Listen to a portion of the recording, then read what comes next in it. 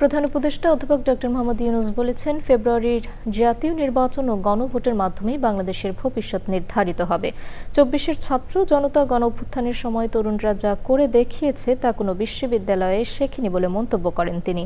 অধ্যাপক ইউনূস বলেন, পুরো বিশ্বের শিক্ষা পদ্ধতি একটি ভুল ধারায় এগিয়ে যাচ্ছে, যেখানে চাকরি পাওয়াই সব। মোস্তফা মল্লিকের রিপোর্ট।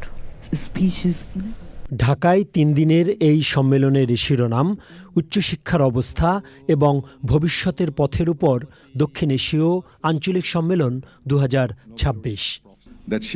বিশ্ববিদ্যালয় মঞ্জুরি কমিশন ইউজিসি আয়োজিত সম্মেলন উদ্বোধন করেন প্রধান উপদেষ্টা অধ্যাপক ডক্টর মোহাম্মদ ইউনূস।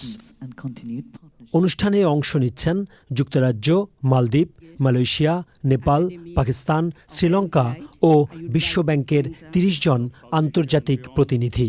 সার্ক দেশগুলোর ইউজিসি, উচ্চশিক্ষা কমিশনের প্রতিনিধি, বিশ্ববিদ্যালয়ের উপাচার্য, শিক্ষাবিদ এবং গবেষকরাও সম্মেলনে অংশ নেন।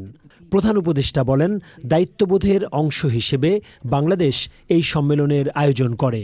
অথচ ৮ দেশের সংগঠন সার্ক করাই হয়েছিল সবাই এক থাকার জন্য।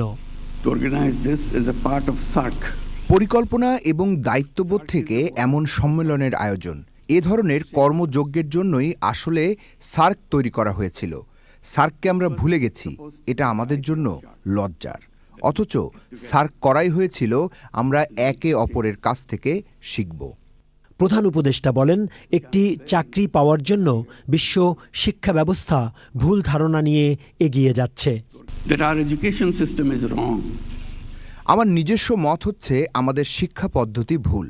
আমাদের শিক্ষা ব্যবস্থা চাকরি পাওয়ার জন্য। আমরা মনে করি লেখাপড়া শেষে একটি চাকরি হবে। যদি চাকরি পাওয়া না যায় তাহলে শিক্ষার্থী ব্যর্থ। এ দায় শুধুই শিক্ষার্থীর। কেন একটা চাকরি পাওয়ার জন্য শিক্ষা পদ্ধতি? বাংলাদেশের নির্বাচন, তরুণ প্রজন্ম ও গণতন্ত্র নিয়ে কথা বলেন অধ্যাপক ইউনূস। এখন নির্বাচনের সময়। নির্বাচন সামনেই ফেব্রুয়ারিতে। এই নির্বাচন ও গণভোটের মাধ্যমে নির্বাচিত হবে বাংলাদেশের ভবিষ্যৎ। বাংলাদেশের তরুণরা রাস্তায় রক্ত দিয়েছে। তারা দেখিয়ে দিয়েছে বাংলাদেশের ভবিষ্যৎ কি হবে।